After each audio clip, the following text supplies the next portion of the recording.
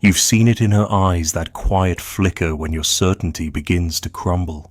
Not when you gave her the world, but when your voice trembled, when your hands stopped pretending they weren't afraid. There is a part of her that only wakes when yours begins to break. And you feel it, don't you? That strange reversal where the more you protect her, the further she drifts. But when you bleed, she listens. When you falter, she leans in. It is not comfort she desires, but the risk that undoes it. A man too stable is a man she cannot see, but the one who stares into his own silence, who walks into the flame without asking if it's love, that man she remembers. There is a door in her soul that only opens when yours is cracking, and she will wait, patiently, politely, for the collapse. That's where it begins, not with answers, not with devotion, but with the sound of you letting go, not of her, of control. You do not desire love, you desire the fall that proves it cannot hold. She doesn't fall for your promises. She listens for the hesitation behind them. You think it's your strength that draws her, but it never was. Not the well-constructed sentences, not the poised certainty of your gaze. No, it was that one moment barely perceptible when your voice cracked like a window under winter's breath. That tremor, that fleeting proof that something inside you was bleeding but still standing. She watched, not with pity, with recognition, as if she'd been waiting for that fracture to appear like a single crack in a frozen lake, not to escape through it, but to dive in. You've spent your life performing stability, didn't you? Carefully measuring every word, shaping yourself into the version of a man who never hesitates, who knows what he's doing, where he's going, why she should follow. But she doesn't want to follow, not unless you're walking toward the cliff, not unless the ground beneath you threatens to disappear, because only then do you become real. And only in that moment, that paradox of uncertainty, does she begin to see you, not as the mask, not as the monument, but as the man, not the one who wins, the one who dares to risk losing. Intimacy is not built on comfort. It is born from collapse. She doesn't want to hear your plans. She wants to feel your doubts pressed against her skin like cold metal. The truth isn't what you say.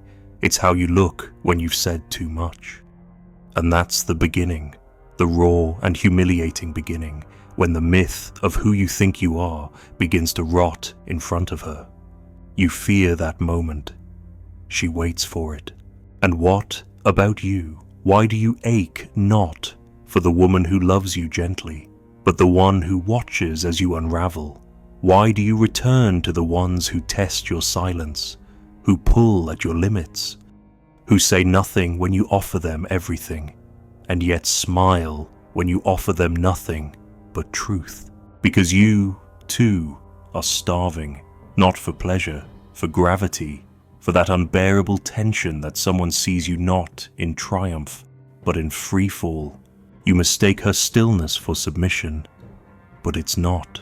She's listening, she's calculating, not your words, but your risk. Will you say what you fear? Will you tremble and not recover? Will you let the mask fall even if she walks away? If not, she won't open.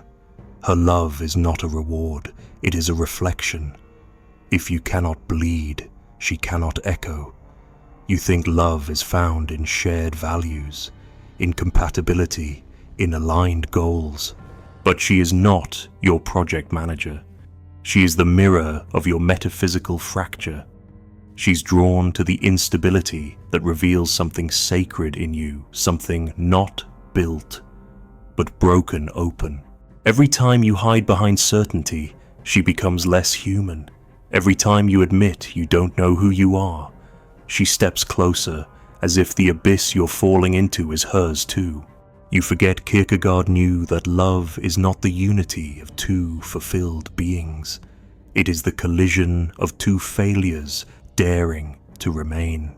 When you tell her what she wants to hear, she drifts.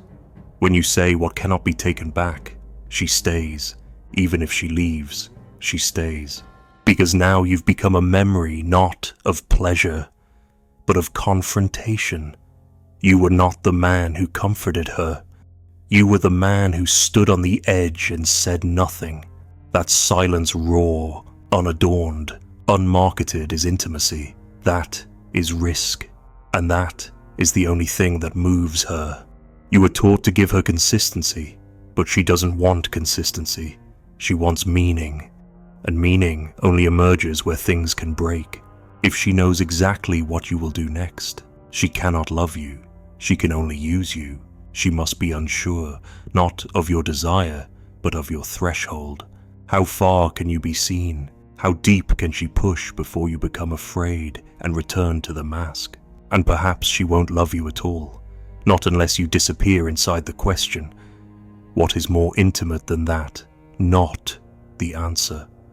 The willingness to live without one. You speak of emotional safety, but that is a myth sold to you by those who fear death. Intimacy is a kind of death. The death of performance. The death of composure. If you can suffer with open eyes, she will see something holy in your collapse. Not because she is cruel, because she, too, is afraid that she's alone in her fall.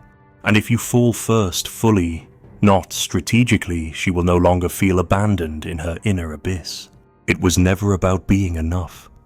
It was always about being undone. You thought the goal was to impress her, but no. The goal was to impress upon her soul the imprint of a man who can lose, who can weep, who can scream into the void and still choose to stay. She tests you not because she wants to win. She tests you because she wants to believe, and belief, for her, only comes when you offer yourself as a sacrifice, not to her, but to truth. And in that moment when you are no longer trying to win her, she may finally reach for you, not as a prize, as an equal, as a fellow creature standing in the storm, naked and unguarded. You keep wondering why she doesn't trust you. It is because you have never risked enough to deserve her faith. You've given her flowers, promises, hours, but never your terror, never your weakness, never the thing you hate about yourself. That shadow, unmasked and trembling, is what she is waiting for. That is when her body turns from passive to prophetic. That is when she chooses not just to stay, but to become. You cannot force her to open, but you can break in front of her. You can stop hiding behind competence. You can stop performing the idea of a man.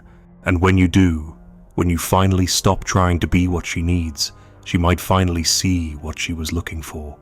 Not a savior, not a provider, not a hero, but a soul, flawed, shaking, still breathing. And if she leaves, then let her. She was never here for your performance. She was waiting for the fall. And if she goes, take this with you.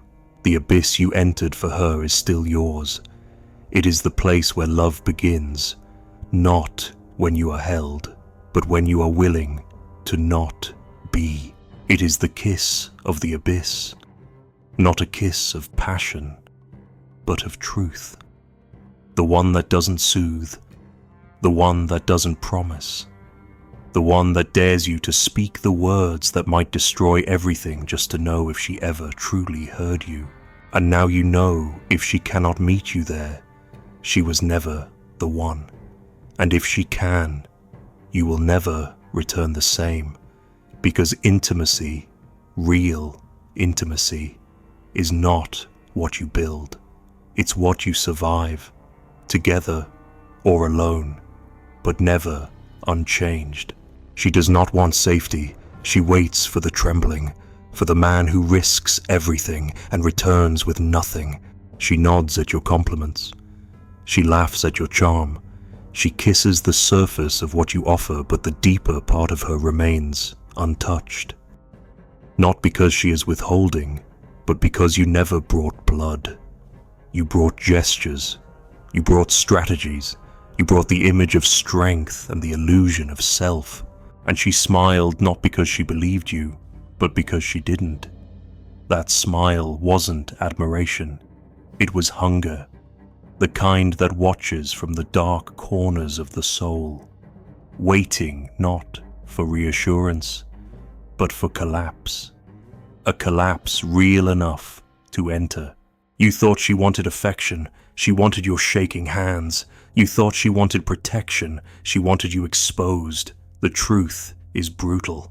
She will not open to the man who keeps his edge dull and his confessions polite.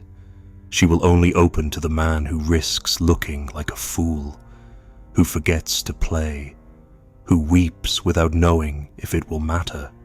That is her test. That is her initiation rite. Not because she needs you destroyed, but because she cannot trust anything that does not bleed in her presence. You wanted her to be impressed, but she is not a spectator. She is not watching to applaud. She is watching to see if you are real. Real not in achievement, but in ruin. Because only ruin tells the truth. Only ruin is unedited. You offer her poems, dinners, stability, but she's waiting for the moment you break eye contact with the world and speak from the wound, not the script. Until then, you are a shadow with good manners, a performance with warm hands. She doesn't need comfort. She needs to see if you'll die in front of her, not the literal death, but the metaphysical one, the death of your act, the death of your perfection, the death of your need to win. You offer her peace, but she doesn't believe in peace that hasn't crawled through chaos. If you haven't screamed in the dark, she won't believe your silence. If you haven't risked humiliation, she won't believe your devotion. If you haven't lost something you thought you couldn't live without, she won't believe your presence. There is a sickness in her smile, the kind of sickness that waits for authenticity. She has been touched too many times by men who gave her everything but their soul. She has been spoken to by mouths that feared truth. She has been seen by eyes that never looked past her skin. And now she has learned to hide, not behind walls, behind patience, behind listening, behind the silence that waits to see what you are when you think no one is watching. You imagine love as acceptance. She experiences it as interrogation, not verbal, not cruel, but existential. She waits to see what breaks first, your performance, or your desire to maintain it. She will test you, not with drama, but with the unbearable stillness of a woman who does not respond until the mask falls. And when it does, and if it does, she does not reach immediately. She waits longer. She watches you in your collapse. Not because she is cruel, but because only then can she know if you were ever worth entering. If your love cannot survive humiliation, it is not love. If your truth cannot outlast rejection, it is not truth. She doesn't want your certainty, she wants your unknowing. That's where she lives, in the raw space where nothing is assured. You fear this. You call it instability, you label it toxicity, but you are wrong.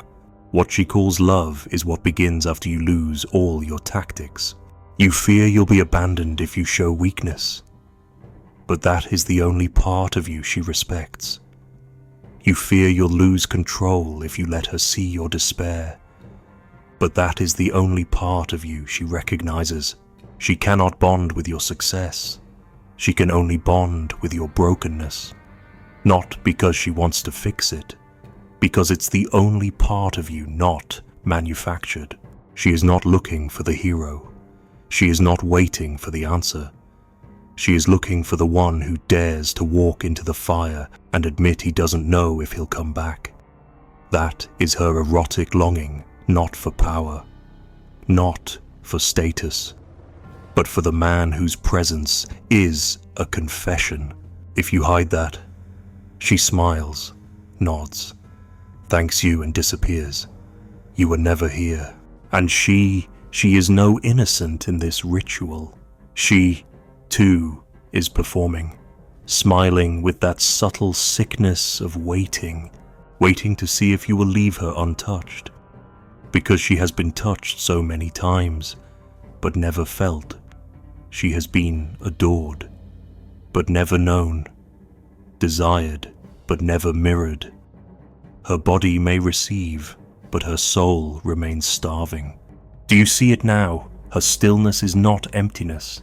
It is a demand, not spoken, not explained, but lived. If you do not offer her your ruin, she will not offer you her faith. If you do not let yourself be witnessed in shame, she will never trust your pride. Because the deepest intimacy is not in being held. It is in being seen at your most unworthy and not fleeing. You keep waiting for her to ask for more, but she already has.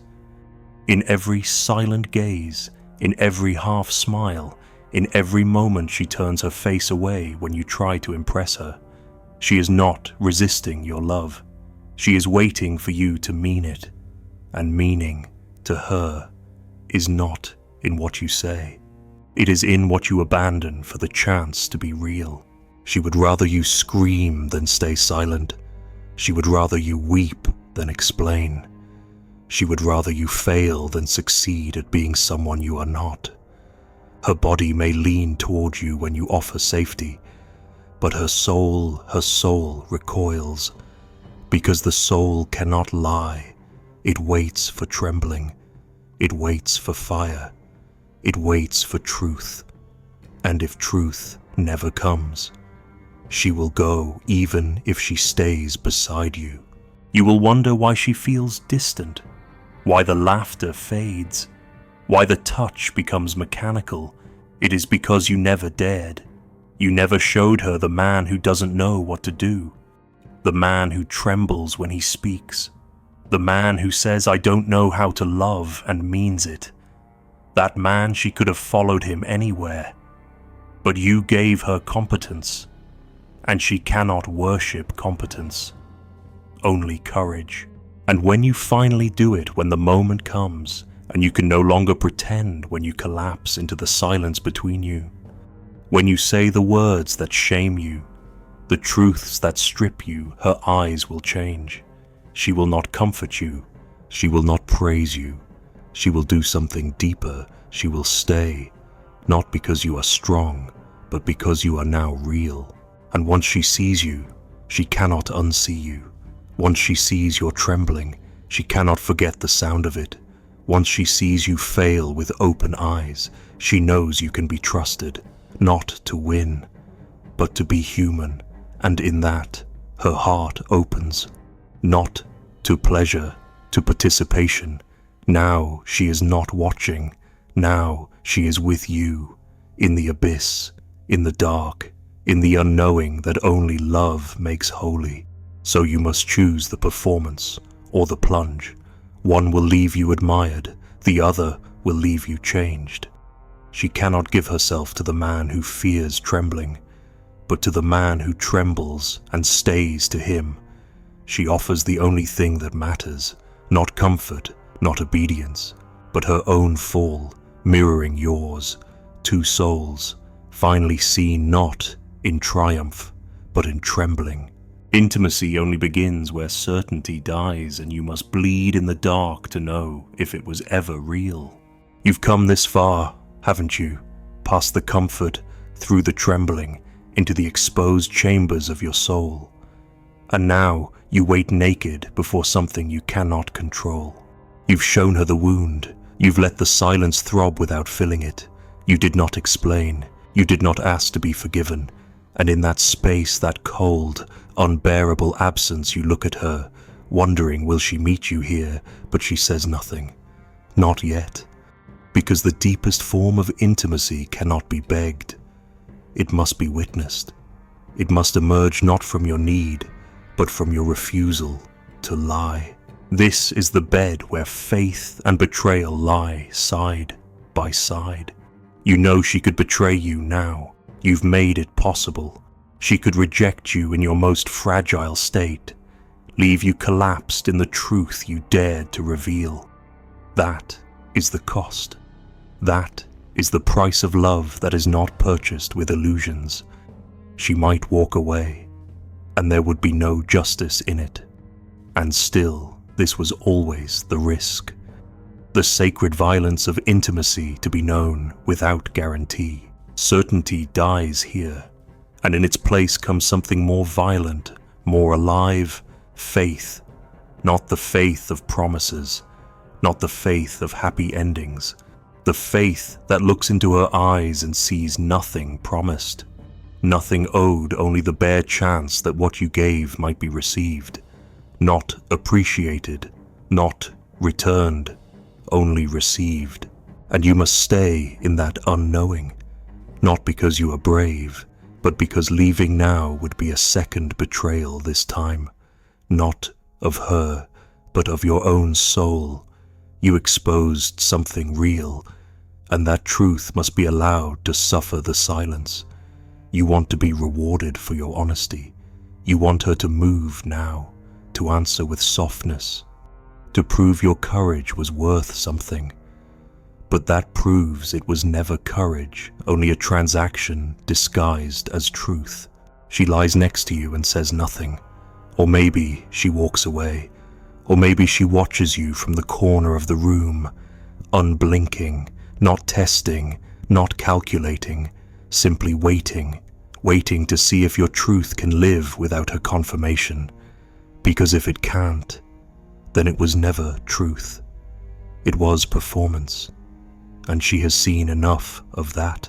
You think love is closeness, but sometimes love is distance that doesn't break the thread. Sometimes it is two people standing on opposite edges of a chasm, hands not reaching, eyes not pleading, just waiting to see who can bear the silence longer. If she does not speak, will you retract your truth? Will you crawl back into the costume of stability?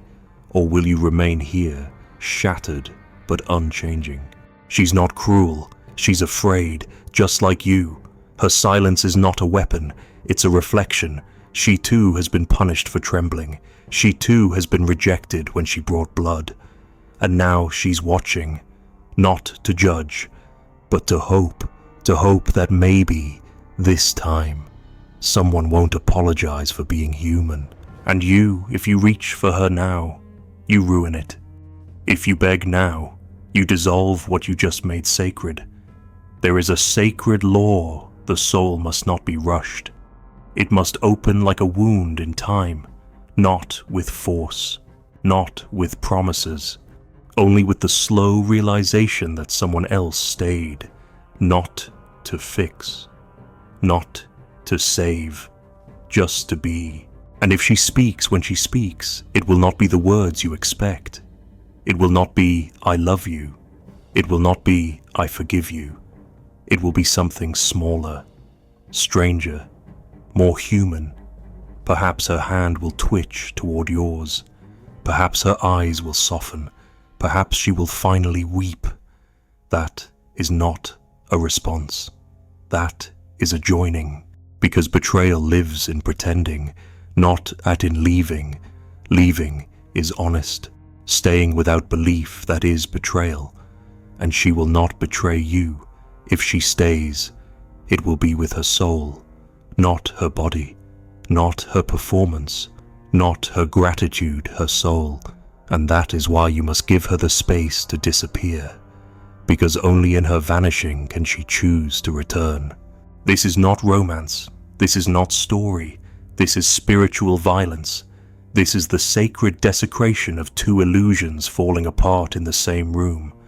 She was never the dream you projected, and you were never the hero she pretended to admire. You were both masks, until now. And now, The masks lie torn at your feet, and the air between you burns with something unspeakable. Do not try to name it. Do not try to define what you are to each other. That would be a return to safety. There is no safety here. There is only the presence of two creatures who have ceased pretending, and who remain. And that is what she wanted. Not love, as you imagined it, but presence, not as a reward, as an act of faith. You will not be the same after this. If she comes closer, it will not be to kiss the man who impressed her. It will be to hold the man who stopped hiding. And if she does not, if she leaves, then remember this: you did not fail.